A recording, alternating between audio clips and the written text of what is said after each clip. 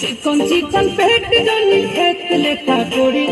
छोड़ी राजा छोड़ी दर्द करे घोड़ी छोड़ी राजा छोड़ी दर्द करे घोड़ी फर दी फूला है दिन फूल अभी तोड़ी फर दी फूला है दिन फूल अभी तोड़ी छोड़ी राजा छोड़ी दर्द करे घोड़ी छोड़ी राजा छोड़ी दर्द करे घोड़ी